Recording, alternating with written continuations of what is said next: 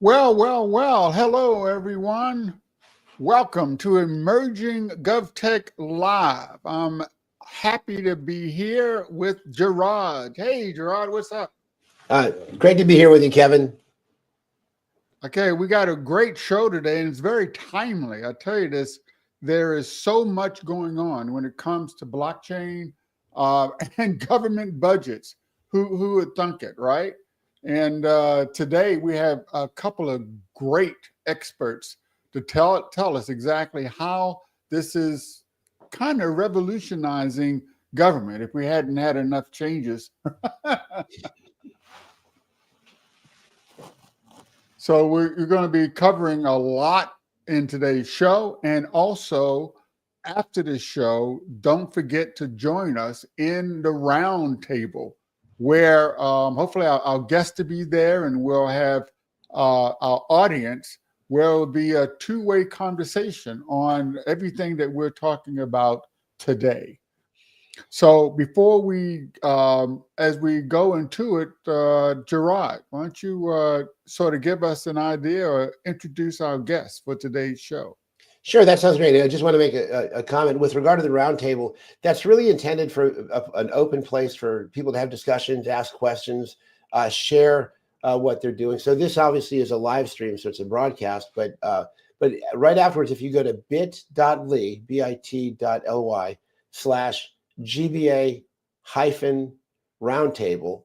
Go there, and that's where we'll be having sort of after show conversations and stuff. But Kevin, thank you so much for putting this together and your leadership in this whole series. We are doing this on a monthly basis on Emerging Gov Tech. This month is really tracking budgets on a blockchain. So this idea started back in 2018. Nobody really wanted to talk to us about then. Nobody was really interested. But there was something that happened at the beginning of 2020 that kind of shook government and blockchain. And so we'll talk a little bit more about that. But I do want to let you know that the GBA is primarily focusing on web type events. We do have an annual achievement awards coming up at the end of the year. If you go to the gbaglobal.org website, at the very top, you'll see the annual achievement awards. So nominate people that you think deserve to be recognized.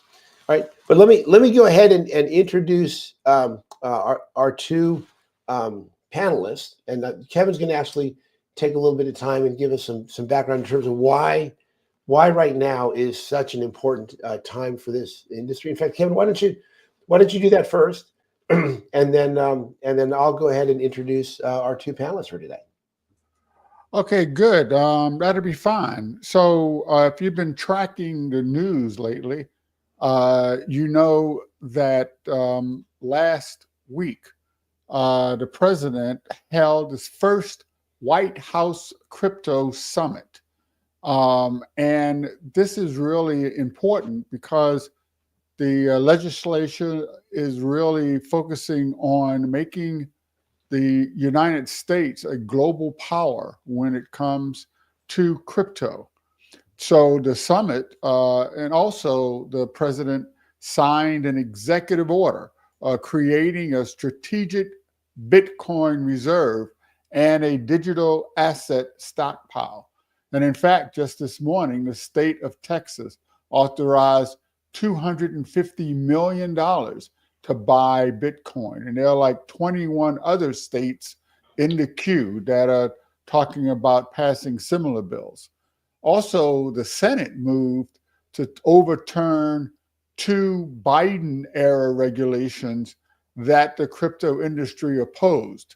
And there's really a drive to simplify compliance and auditability of digital assets. There was also, news made when Elon Musk appeared on a podcast with his vision for blockchain for the United States. And in fact, he specifically talked about putting the U.S. Treasury spending on a blockchain.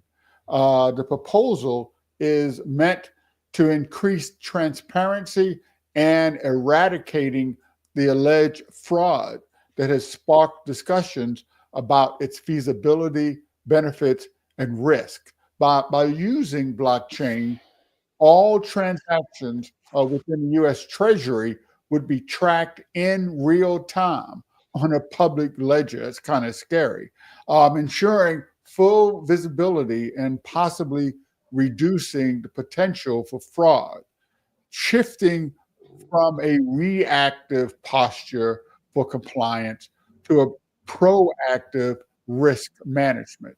And the government, and one of the biggest questions in this is, will the government use existing blockchains, public blockchains like Ethereum or Cardano, or will it create a brand new proprietary permissioned ledger for this activity?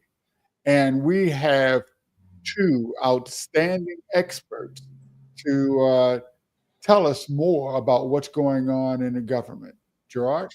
Yeah, and I'd like to just mention that there's a couple other things that's happening really in the digital asset space. In fact, just recently out of Argentina, there was a big issue with a token that came out called the Libra, and the president of that country endorsed it. Then found out that there was nothing behind it. They had done a big rug pull, and now that president is up for impeachment because of what was happening with the digital assets in that country. And so as we look as what's happening here in the United States and this effort at both local levels and national levels to start using digital assets for budget tracking and a lot of other things, it really bears out one of the things that we'll talk about later, which is why standards are important, right? Why people need to know and understand what digital assets are, how they can be used, how government can use them. And that's just part of an exciting conversation. So we'll be talking about this during this hour, but there's really so much more to cover in terms of the vast numbers of ways that governments can use digital assets for budget tracking and so many other ways. But let me, Kevin, I'm going to go ahead and introduce our speakers. Yes. And Kevin's right. I mean, we couldn't bring two better powerhouses in this area. So let me tell you about Amelia Powers Gardner first. So Amelia is a trailblazer in government innovation and emerging Gov Tech.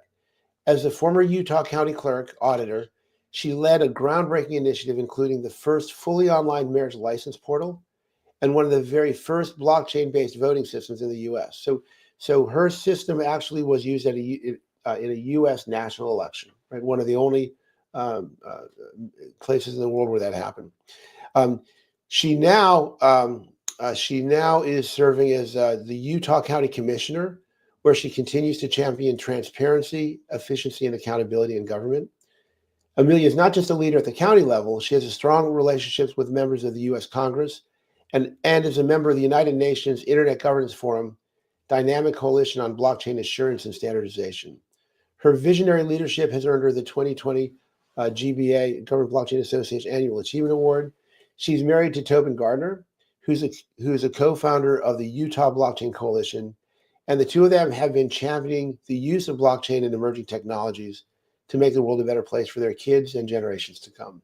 So she'll be talking about this topic from a government perspective and somebody in government who not only has been using blockchain, but is looking forward on all the other ways that it can be used. Let me tell you about Paul. In fact, Paul is a good friend. I would say both Amelia and Paul have been good friends for many years. But Paul, and I had to write this down because both of them, their accolades are so impressive. Paul has over 30 years of banking and financial services experience. He's worked across operations, process design, process development, and IT service management. He's played key roles at some of the world's top financial institutions, including Bank of America, Chase Manhattan Bank, Goldman Sachs, Morgan Stanley, BNY Mellon, and he's consulted at DTCC, OCC, RBC, Citi, JP Morgan, Bridgewater, and Graham Capital. He currently serves as a GBA head of the Banking and Financial Services Working Group. He's the co-founder and head of design of L4S Corp, which is a company behind Tapestry X. It's a layer one blockchain protocol that is specifically designed for banking financial services. It has accounting built in at the layer one level, and is just absolutely tailor-made for this kind of conversation. And he recently has been appointed as a member of the Government Blockchain Association Board of Directors. So Amelia is going to come to this conversation from the perspective of somebody in government who has and is going to use blockchain. And Paul is coming from the internal operations perspective and technology perspective with a vast understanding of how do you use this technology for very, very large financial systems.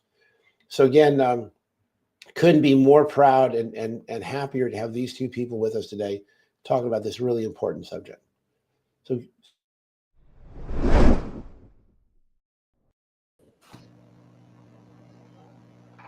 welcome, Amelia and Paul. Thank you very much. Hello. Thank you for having us. So, Amelia, let's start with you. You've had to solve a lot of tough problems. In fact, if you wouldn't mind, can you share with us a little bit about how you got into this space, right? Because the story that you have with both the voting and the marriage license, you've got a personal story about why that's important to you, and how you essentially took that very personal thing that impacts you and your family, and have widened it now out to be able to have an impact on many more people. So tell us a little bit about your story, and then a little bit about going forward, how you see this whole initiative. Yeah, I think it's important to back up even one step further and say, why did I leave the private sector and get into government? I have an engineering background. I was a field service engineer and a continuous product improvement engineer at Caterpillar prior to joining a public office. And one of the biggest things that I noticed is that my local government, while well-meaning, did not have defined processes. So in 2018, before anyone had ever heard of Doge, I was running for office on making government processes more efficient. Six Sigma and Kaizen were the language that I spoke in the corporate world and the manufacturing world, and I wanted to bring that language to government and try to make government more efficient. So I ran for office and started Doging my county long before Doge was even a word or a verb or an acronym. It's a verb now, right? Right. Yeah. So I was Doging before Doge was even an acronym, before it was a verb. And when I came into office, I was elected. I won the primary election in early 2018, and then I was married that fall, and it was trending like I was going to win this election in November. So I came into the office to get my marriage license, and the employees in the office did not realize that I was going to be their future boss. I knew I was going to be their future boss, so I was like a secret shopper. I was coming in as a secret shopper, and my now husband, soon to be husband at the time, him and I, he was working at Fidelity Investments at the time, and he had to take a day off work before our wedding so that we could go down and get our obligatory permission slip from the government so that an ecclesiastical figure could marry us, which did not make any sense to me. But here we are, the day before our wedding. He's off work. We had to go down to a government building between 8:30 a.m. and 4:30 p.m. To go get this marriage certificate. And they handed us a clipboard with a shoestring with a pen attached to the clipboard of the shoestring. And we filled out, sat down and hand wrote these applications. And then we handed the application to a very nice, well-meaning lady who then sat there, and we sat there and watched her retype everything we had put on a piece of paper into the computer. And multiple times she would grab the clipboard and say, "What letter is that? Or what does this say?" And then she would type it in. And it was just incredibly inefficient. And then on the back end, after the marriage ceremony had taken place, we were married on a Friday night. We had our reception on a Saturday. We get on an airplane, head to go get on a cruise for our honeymoon. My cousin, who was visiting from Canada for the wedding, took the filled out signed marriage license and shows up at the office Monday morning so that she can turn it in so that the marriage can be registered and be official. And she shows up at the office at 4:28. Big sign on the door says we close at 4:30. All she has to do is just hand them a piece of paper. Door's locked. The door's locked. Wow. So she knocks on the door, and she can hear someone on the other side say, "It's okay, just don't answer it. They'll go away." Wow. These are my future employees. Wow. Right. So When I came into office, one of the very first things I did is say, this process is broken. It is antiquated. It has not changed in literally 1,000 years. For 1,000 years, people have gone to some sort of a magistrate or a government office and written on paper, either with a quill or a pen, so that they can get a marriage license to have somebody perform their marriage. And I knew that that process needed to be.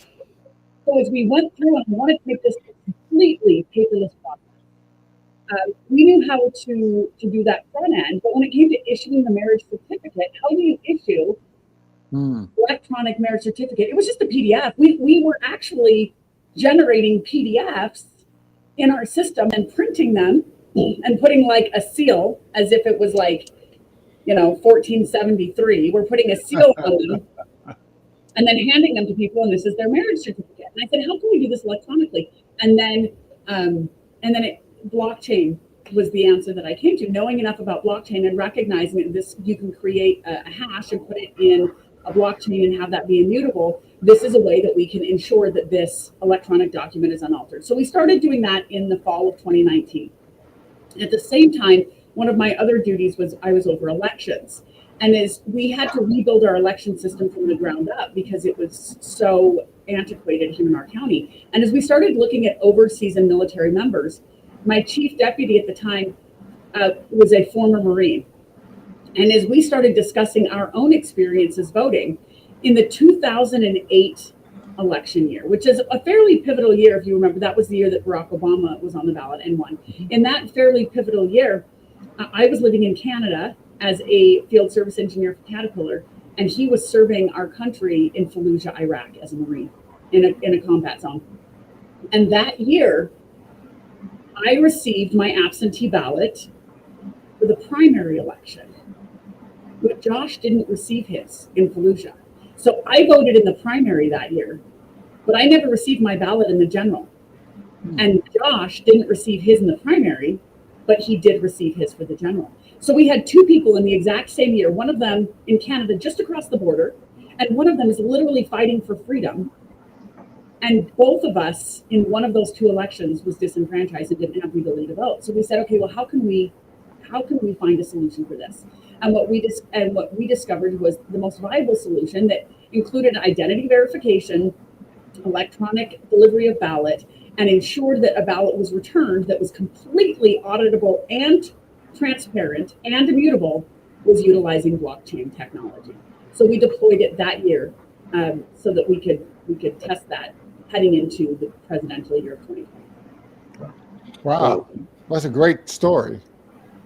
That is a great story. And I tell you, before we get into where you are now and the conversations we've had, can we go to Paul, because Paul's got a great story too, and I think it gives the audience an understanding of these are two people that have been in the business of solving problems and how they came to blockchain. Because I think there's a lot that is learned in the process.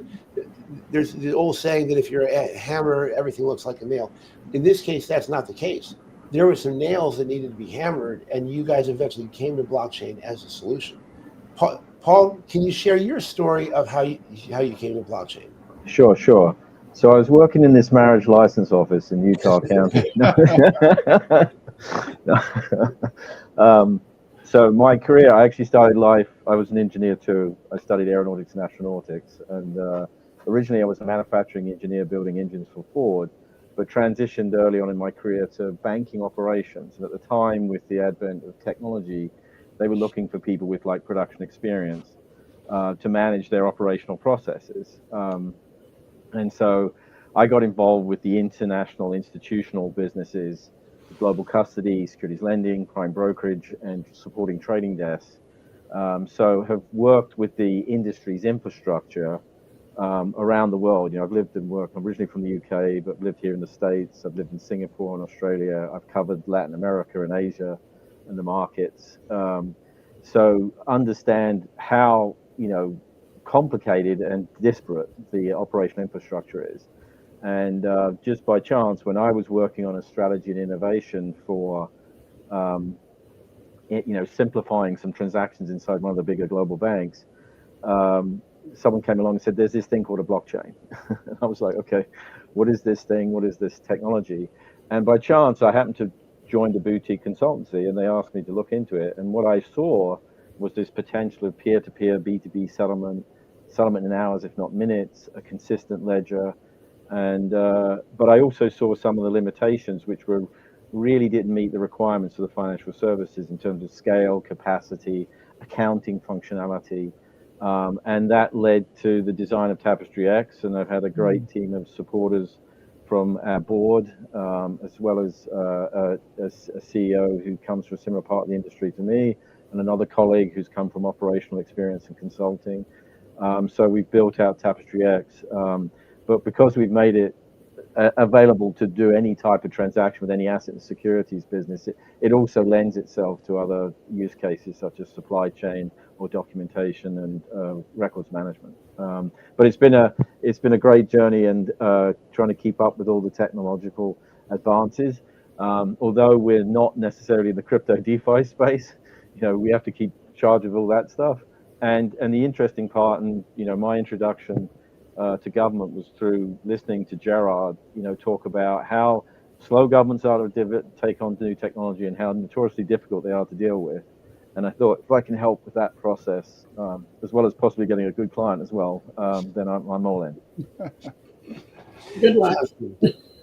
No, I got a million questions, but Kevin, do you have any questions you want to ask him? Because I'll go ahead and ask him a couple, and I'm just going to pepper them with questions. They're not going to know what hit them. no. But I was really, both the stories are really fascinating. But the thing about government, with the recent news, and your head, Amelia, must be spinning with the rapidity of how things have changed from, oh, I hate crypto, to, oh, I love crypto so fast.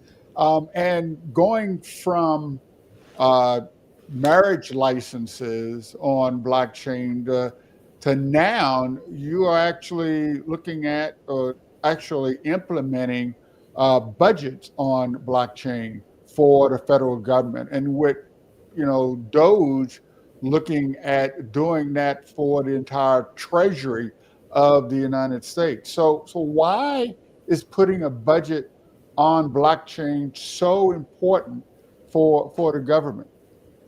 Yeah, so I think it's important to note that kind of how Gerard had us tell our stories where we had actual problems that we're looking for solutions. Mm-hmm. One of the problems that the blockchain industry has had in the past is that, particularly during the previous boom, people wanted to blockchain for the sake of blockchain, right?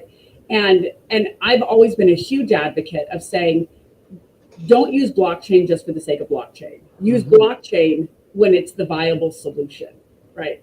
And I think it's important to recognize that blockchain is a solution for voting and for marriage licenses for the same features that make it perfect for a budget. And that is immutability and transparency. Those are the key features of blockchain technology. It is immutable, so it has not been altered or changed, and it brings a level of transparency. And those two things fit so well in government, but particularly in budget. In the budget space, one of the reasons I'm looking at this is of my portfolio departments, I have the health department. So I sit on the board of health. I'm the supervisor for the director of the board of health for my county. And this is in my portfolio. One of the issues that we have right now is that for the last several years, our health department has been running a deficit in its budget. We have one of the fastest growing populations in my county right now. Last year, my county equated 43% of the state's growth. 43% of the entire state of Utah's growth happened right in my county. And so when you're growing at such a rapid rate, the services that citizens need oftentimes outpace the budgets that you have to provide those services. And this is what's happening in the health department. So as I'm going through and trying to balance this budget before our fund balance runs out, and we have to do mass layoffs and cut major services, I'm trying to analyze the budget. And I'm trying to come in and say, okay, we have 23 different programs in the health department. I want each program, I want to know how much of your budget is federal grants, how many of that are state grants, how many of that are private grants, how much of it is fee-based, fee for service, and how much of it is coming from the tax base, from the general fund. And you'd think these would be easy questions, but they're not. So the way that government budgets often work is you've got revenue sources, and those revenues all go into one fund, like your bank account. Those revenues all go into one bank account. But then on the back end, we get bills and we pay those bills. But we don't always have a direct tie between the money in and the money out. And so as I'm trying to determine which program, it does me no good to cut a program that has a federal or a state grant that funds the whole thing. I have to determine which programs are the ones that are pulling money out of our tax base. And then I need to go to my citizens and I need to say, which of these do you value? Which of these do you value enough for me to raise taxes to pay for it? Or do you want me to cut? But I can't even get to that point until I can trace the flow of money. And this is where blockchain comes in. As we're getting federal grants and state grants, I want to be able to put those in a blockchain. And then as the money is going out, I want to be able to show so that I can trace that money in, money out path, which ironically is a lot harder than you'd think.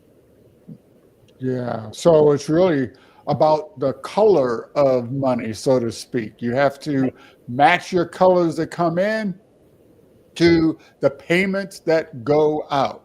Correct. So this is really fascinating. As we continue this discussion, I want also the audience, if you have any comments or questions, please put them in the chat because we will cover them today during the show or during the roundtable right afterwards.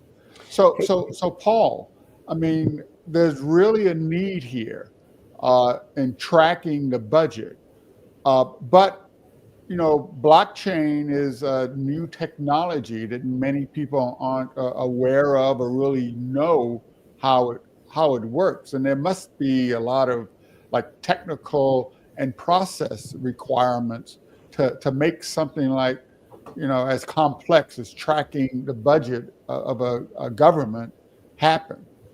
Can you give us some insight into that? Sure. There's a lot of different requirements that are there. One of the key things about blockchains, and I'll add to what Amelia said, is that you're having a shared ledger where everyone has a copy of the same ledger and they trust their copy to validate transactions that are processed with them. That's actually indirectly what you're doing is actually having a synchronized data set between multiple parties, and it's also consistent in its format. So, I mean, again, I'm sure Amelia would agree with you. If everything's in the same format, in the same consistent process, then it's a lot easier to handle. It's a lot easier to interrogate. And so that's one of the, you could argue for a central ledger, but the problem is you've got these multiple places, as Amelia said, you've got multiple tax types, multiple revenue sources, and then you've got hundreds of ways to spend that money. And they could all be positioned, but that suits itself to a network. And that's what a distributed ledger can do. So that consistency, you really want the solution to be configurable as well, so easy to adapt. Because I'm sure, as Amelia was saying, you're going to change taxes, you're going to change expenditures. So you need to be able to track different things and evolve with yourself. The key word you said, and I think Amelia said, was tracking. You're actually going to be saying, what do I expect to happen, and what has actually happened? And in accounting terms, you've got receivables for tax revenues and you've got payables for appropriations. So if you can record those and then track your progress against them, as the transfers come in, you can draw down your obligations. Therefore, you've got a means to tracking it, and that's really a key thing. It ultimately is a financial ledger, so it should have accounting. Other things, obviously, it needs to be transparent, and you could have a public node with aggregate data, so you reveal as much data as the public's entitled to. You don't necessarily have to put everything there, but whatever's required. But it has to be secure because you don't want it to be attacked and you don't want it to be done. Another concern I was thinking was that it should be modular, because again, you may want to, if we're talking about, a county government. Within a state government or a federal government, there could be multiple areas, so you may want to have networks of networks. and can the solution be implemented in a transitional state rather than a big bang? Because obviously that will make it easier. I'm just thinking, the other thing as well is you're talking about tracking money. So you're bringing money into a sort of tokenized environment, moving it around, but ultimately it's got to go back to the legacy rails, for paying employees or paying vendors. So that interoperability with legacy infrastructure is key. And ultimately, if it's not your primary ledger, it ultimately has to feed some form of general ledger to be the proper financial audited reports that are produced at the end. So I think that sort of covers quite a few points there. But really, you've got to look at this as very simply, the distributed way means it can be managed and utilized across a very complicated organization. But if you get it into the same format and it's basically a financial ledger, so you can record your transactions and read your data, then you've got a solution that's going to be consistent and much more efficient, and obviously transparent is the key word across the across the government. Hey, Kevin, if I could throw a question in here. Yeah, sure. Yeah. So it's really a two-part question. The first part is, and I want to throw this to you first, Amelia, is when you decided to bring blockchain into these new spaces, I imagine that the people you worked with, a lot of the folks in your environment just opened up their arms and welcomed it with hugs and kisses, right? And so my question is, and we're going to come back around a little bit more to kind of the project that you're engaged with and how people can get involved and find more about it. But before we get there, I'd like to hear from your perspective. What are some of the things that we will have to overcome? I mean, saying we're going to put budget tracking on a blockchain sounds great as a campaign slogan, right? As we know, RFK basically made that as a campaign promise when he was running for president as an independent. Really, really wonderful thing to say. A little harder to do, right? Yeah. So from your experience in terms of just bringing a blockchain into either of those two use cases, what have you learned? And how can those lessons learned be applied to moving forward with our project on putting government budget tracking on a blockchain? And then, Paul, I'm going to come to you next. You've built out a phenomenal solution, right, for bank and financial services. So, Amanda, if we can mute that. Yeah, so I mean, to go back to your original question there, did people embrace this with open arms? It was change, and it was technology, and I'm in government, so no. They don't tend to like change. They don't tend to like technology.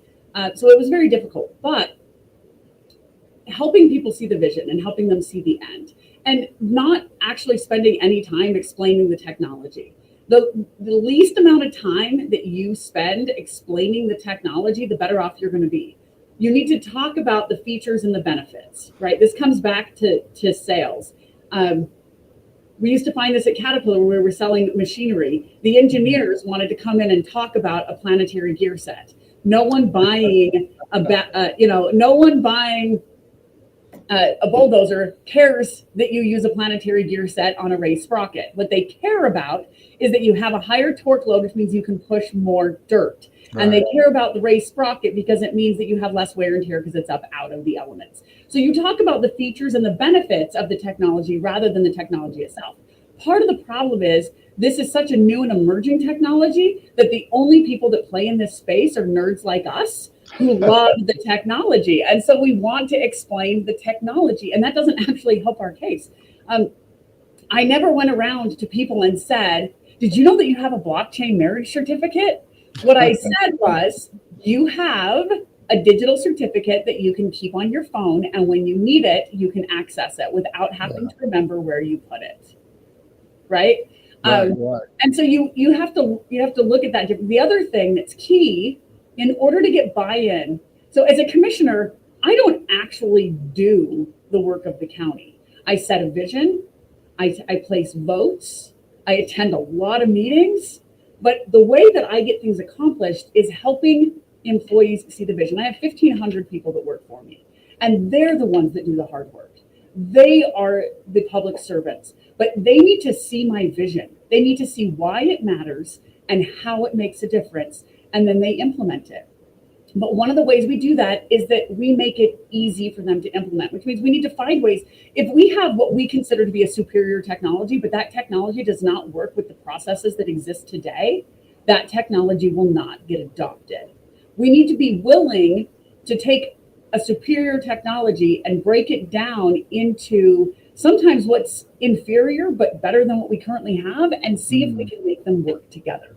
So finding ways to implement that technology into the existing systems and the existing processes and help the employees see how it makes their job better, faster, cheaper, and better serves our citizens is how you do that. And it's not easy and it's not fast. Let me give the audience a little bit of background in terms of sort of what led up to this webinar and kind of where we're going. And then, Paul, I want to ask you some questions in terms of more of the technical stuff. But the reason why we came together is, like I said, in 2018 we started thinking about this, but nobody would talk to us. When RFK ran for president as an independent, he identified that he wanted to put the whole government budget on a blockchain. He didn't win the White House, but he did get HHS. So we thought, let's go to HHS and see if we can, help him fulfill his promise. HHS was smaller than the whole federal government, but it was still a pretty big animal. And then we thought, it might be a good idea to pilot this. And this is where we talked to Amelia, and she shared with us the challenges she was having, basically connecting income to outgo. So the project that we're working on, it's part of the Government Blockchain Association's Budget Accountability and Transparency Working Group, is to essentially help Amelia do that, right? She has oversight over the county health department, the IT department, and the audit department, right? She needs to solve this problem. So we've brought the vast wealth of the GBA knowledge together in sort of support of that. Our plan is to take the output from that pilot, that's lessons learned, take it to states, right? Do it at a bigger level, maybe do it across a county, right? But sort of to grow it from there, maybe also do it in other counties, in other states, and then eventually bring it to the federal government, because you can't basically take a kindergartner and expect them to pass high school or college exams. There's a process of maturing that has to happen. So Amelia, I'm going to come back to you in a second to kind of walk us through your vision for how that happens, right? But before I do, Paul, you face a lot of similarities in terms of trying to implement things in a technical environment in bank and financial services. What are the challenges that you have seen or faced there in terms of, banks have very huge infrastructures, lots of transactions, a lot of risk, right? And so when Amelia is going down this pathway, they're going to face the same things, especially when we go to state and federal levels. What are some of the things that you've learned in terms of overcoming those barriers that potentially Amelia, you could see Amelia facing as well? So Paul, overcoming the barriers like Amelia talked about, and then Amelia, what's your view, your plan, your passion for how we roll this project forward? So Paul, and then Amelia. Sure. I think, well, the advantage of Amelia is that she's embracing the new technology. That's probably one of the, people are wary, as she said, of new technology, and no one wants to, there's, through the GBA, I met Scott Stornetta, who's the guy that recorded the first public blockchain in 1991, and his articles are cited in the Bitcoin white paper with Stuart Haber. And when we were talking to him, he didn't give us any advice on the technology. He gave us the book called Crossing the Chasm, because you've got the early majority. The early majority is easy, they take it, but there's this gap. Sorry, the early adopters are easy, but the early majority, no one wants to be first. So you've got this sort of chicken and egg situation.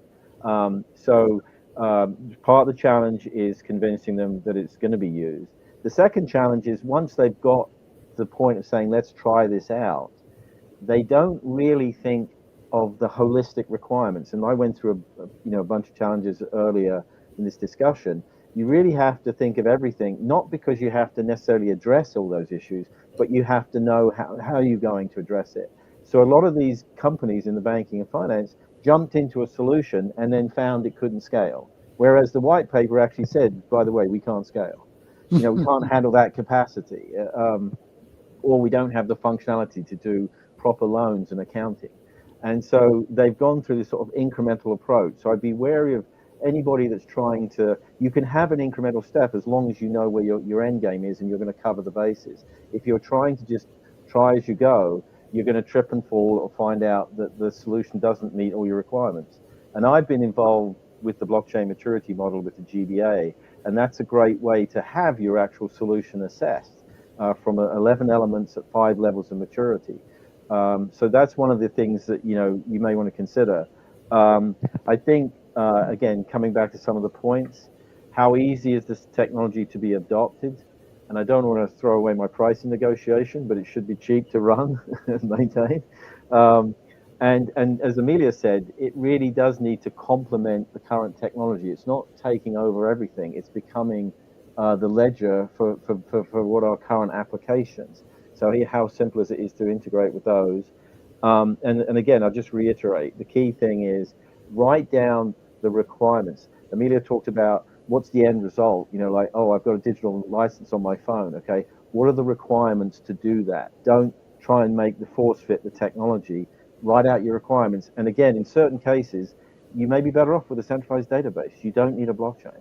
So, you know, that's the kind of thing where we want, you know, you really want to think it through.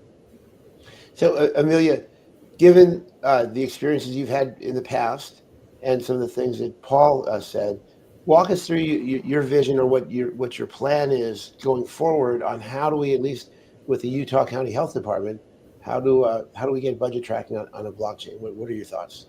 Yeah, so, you know, one of the folks in the chat made the comment that, you know, isn't blockchain slow and expensive? Well, those are relative terms. In government, as we're tracking budget and spending, we don't need 100 transactions a minute. We don't need 1,000 transactions a second. We're not, you know, it's not like this is Visa, and we don't actually have to track every single transaction. We just need to track the budget line items. So we need to track every budget line item and see where its revenue sources came from. So this could be done at the very, very most, maybe once a week, we would need to track that. But in reality, we could do it when we reconcile accounts and when we reconcile lines. So it could be done quarterly, right? So if you're looking at that, and then if you look at putting on a blockchain, even if that cost $20 and you were doing it quarterly or weekly, the overall cost to be able to track a $40 million budget is very low. So this goes back to what Paul was saying. Sometimes blockchain might not be your best solution. If you're looking at doing hundreds of transactions a minute, and they're small dollar amount transactions, then yeah, it might be too slow and it might be too expensive. But as you're looking at a large budget and tracking that system, this is very attainable. So things just happen to be aligning. We went through an RFP recently to put in a new enterprise system, and the enterprise system that we selected was Oracle, and it was after we picked Oracle that I learned that Oracle had done some of the early work on putting budgeting on blockchain. If we had picked a solution that didn't integrate with blockchain, then we would have to create a parallel system. That would be more work and it would be more money, in which case we would have to evaluate, is blockchain going to be the best solution for us? But because last year, our RFP team, we had a team of 12 employees, everyone from the sheriff's department to HR to the auditor's office, got together and picked Oracle as the solution. There happens to be a blockchain integration in Oracle that will work for us, making the system fairly easy. So my goal is this new system actually isn't in place yet. We're in the process of implementing that system. As we implement that system, we'll be working with folks to see how can we trace this money coming in and going out. With that said, as we're tracing it going out, we won't trace it to the individual because we want to make sure that we're not tracking people's personally identifiable information. We'll trace it down to the program level. right? And each program serves hundreds, if not thousands or tens of thousands of individuals. And so we won't trace it to the individual level until we're sure that we have the ability to ensure those people's privacy. Right. Let me, Yeah. Kevin, I know let me just ask- I hear some great value to the government by leveraging blockchain, but how does it bring value to your constituents, to the people, as you're doing this?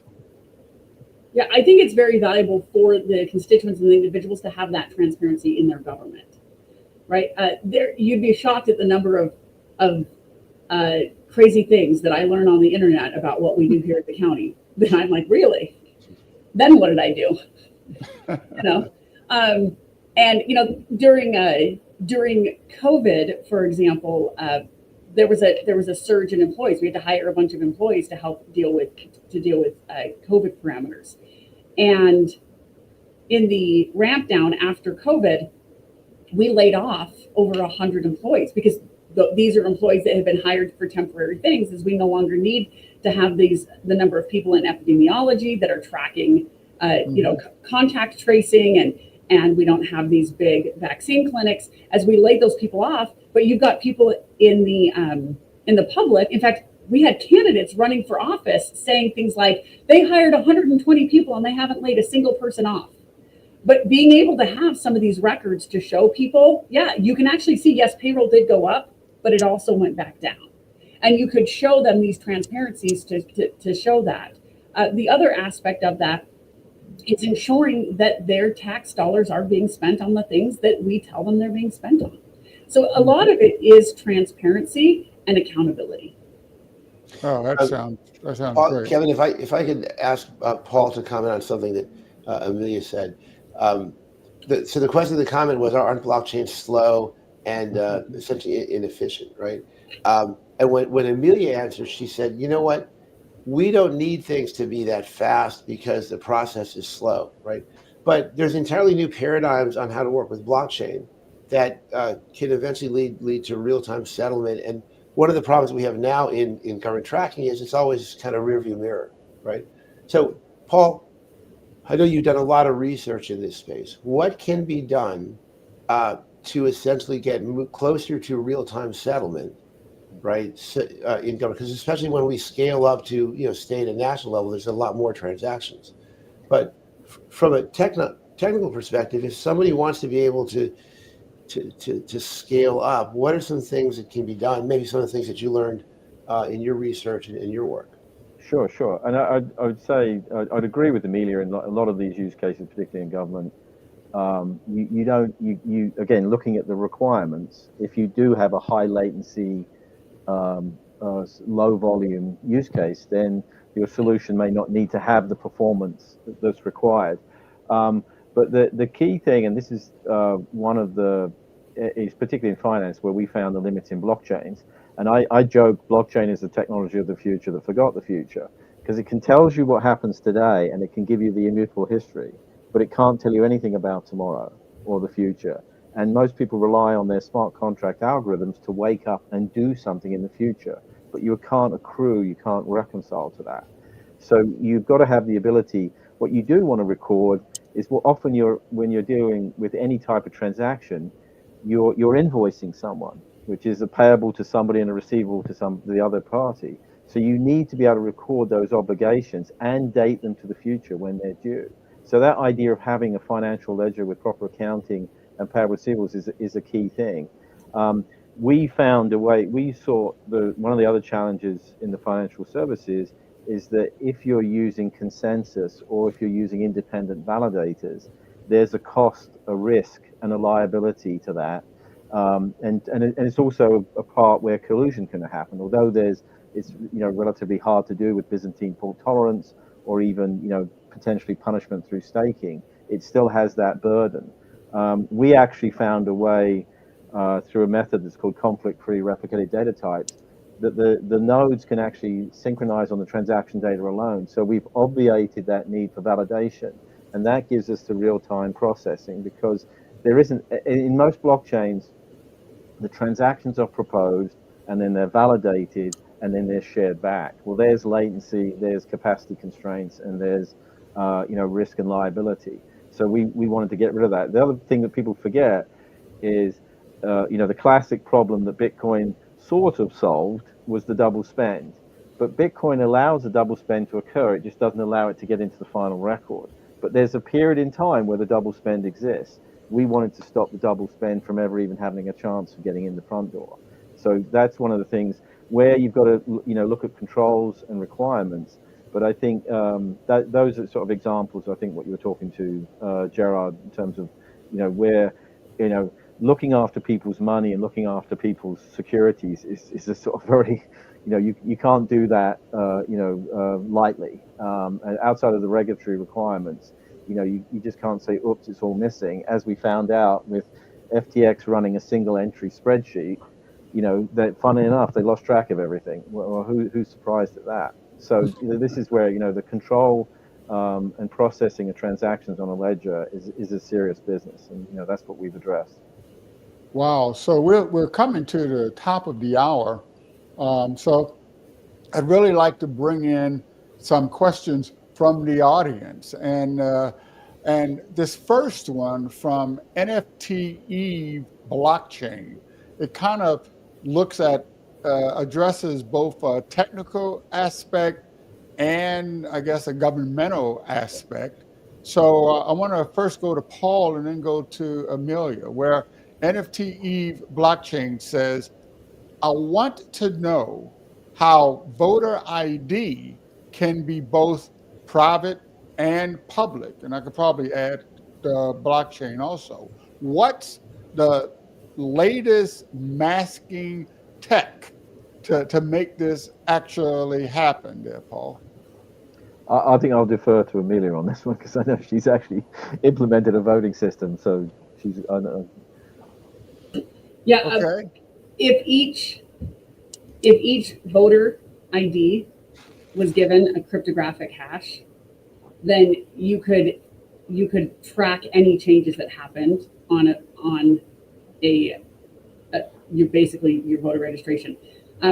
This is something that I was talking to folks about in 2019. I felt that this is probably one of the best uses of blockchain technology in elections. I think regardless of the method of voting, whether you're voting online, in person with paper, in person electronically, or vote by mail, the biggest weakness in our election system is the voter rolls. And I think having those voter rolls to be tracked, but keeping people's information private. Right now, we utilize a voter ID. So you've got, when you look at the voter registration for any particular state, you've got their voter IDs and then you've got all their information. And as people look at that, they'll hide that private information, but they'll keep that voter ID public. You could still keep the voter ID public, but then hash the personal data, put it on a blockchain, and then any changes to that database or to that voter registration list would be trackable and traceable. Yeah, I think there are, there's technology known as zero knowledge proofs, where you can prove something without revealing it. But I think the key point you're saying, Amelia, is that while today you can have a vote associated with a voter, but it's very hard to confirm, if it was corrupted in any way, that person's vote is exactly as they intended. Whereas the blockchain allows you to do that without revealing the identity of the voter. So imagine you could check your vote without having your name associated with it on a public record. Right. Okay, that sounds great. So one other thing I want to sort of get both of your ideas on is a question that came up last week when Elon Musk was on that podcast. If the government is going to go this way with blockchain, should they use existing public blockchains that have been proven and have sort of proven themselves in the marketplace as scalable and viable? Or should the government go on and build its own blockchain that's a proprietary or permissioned ledger? What are your thoughts on that question? I think it depends what problem they're trying to solve. It depends on the solution, right? In certain cases, having an internal blockchain or distributed ledger, if you will, is going to be a better process. There are ways that it can create significant efficiency. I mean, is it expensive? Yes, but let me tell you how car titles work. So right now, over 80% of the cars on the roads are financed. So there's some sort of a loan on those cars. And what happens is you go to buy the car, let's say you buy it from a dealership, and that dealership, they get the title, and they send the title to the lien holder, to your bank, and that lien holder then registers the title with the state, and the state issues them a new title in their name instead of the dealership's name, and then they send it back to that bank, and that bank promptly shreds the title because they don't want to have to store it in a warehouse full of filing cabinets. Mm-hmm. And then when you sell that vehicle, they go back to the DMV, they request a new title, and then the government prints that title and sends it to them, and then they send it to you, and then it goes to the new owner of the car. And the new owner of the car, it goes to their banking institution, who then sends it to the DMV, prints a new title in their name, sends it back, and then they shred it. This is not efficient. We could do this whole thing in a private permissioned blockchain. And we could just transfer the title back and forth. And then if you actually pay off your car and you need that title, then the DMV could print you that title and send it to you if you want it. But if you have a wallet, there's no reason they couldn't just send it to your wallet. Well, one of the features of Tapestry X is we have an auto shredder. It's an optional action. No. But, there's times that it would make sense to do this internal blockchain, right? It's we don't need a public blockchain for a lot of these things. No, I think it comes down to you've got to look at the requirements of the use case and then assess your solution. And again, similar to our story, obviously diplomatically, I'd say that's what you've got to do. Biasedly, I'd say, well, why don't you try Tapestry X?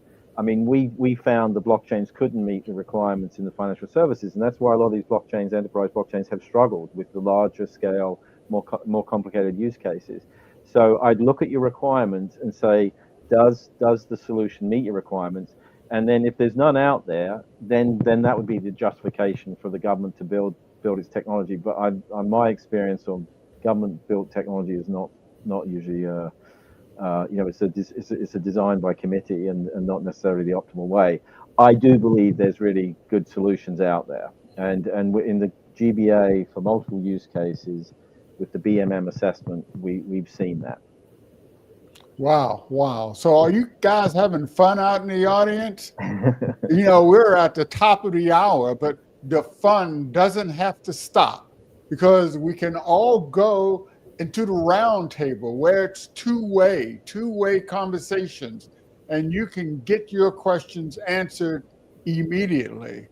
So the link is in the chat. So Gerard, I tell you, this has been amazing, this conversation. What do you pull from it so far? Well, I'll tell you the thing that I pulled from it so far is that we're going to need smart people on both the technology side and also the government operations side to pull this off, right? Because there are a lot of pitfalls, there's a lot of landmines, and I'm just grateful that we have Paul and Amelia working on this. If you're interested in participating in the working group, please go to gbaglobal.org. Consider joining. We'd be happy to have you work with us. Also, check out the blockchain maturity model. So underneath the resources, you'll see a link to the BMM. We've built standards for identity. So I think it was NFT Eve talked about that. AI, supply chain. I mean, all of that. And Amelia, as in fact, the Oracle blockchain cloud infrastructure just passed the BMM rating, right? How important is it to you as a government official that when you're acquiring solutions that they can meet some type of third-party certifications? Especially with an emerging technology, it's critical. Oftentimes in government procurement, we ask for things like, 5 previous government contracts, or we're looking at 10 years of service. And when it comes to an emerging technology, those things are just simply not possible. And so having a third-party verifier is critical so that we know that this is is a technology that has been evaluated. It's really the peer-reviewed study of science, right? In science, you have a peer-reviewed study. In technology, having something like a third-party verification, like a VMM, is critical for us to know that we are utilizing the taxpayer dollars wisely. Absolutely. All right. Excellent, excellent. So let's continue the conversation in the roundtable. I'd like to also invite everyone to learn more about the National DigiFoundry, where Oracle is now one of the technologies that you can leverage to build and test and your blockchain-based or digital asset-based solution. So, Gerard, as we transition to the roundtable, any final thoughts? Yeah, when you come into the roundtable, just to let you know, because we've had issues with Zoom bombing in the past, we've got the permission so that if you want to speak, you have to raise your hand, and we'll be asked to unmute. But it's an open forum for people to ask questions, to make comments, to share what they're doing. And have we put the link in the chat? If we put the link in the chat one last time, we'll see you all at the roundtable. Thank you very much. And as you all know, this show is produced by Digital Transformers. So enjoy and find Digital Transformers where you see your podcast. Thank you very much for joining us for GovTech Live, and we'll see you in the roundtable. Thanks. Bye, everybody.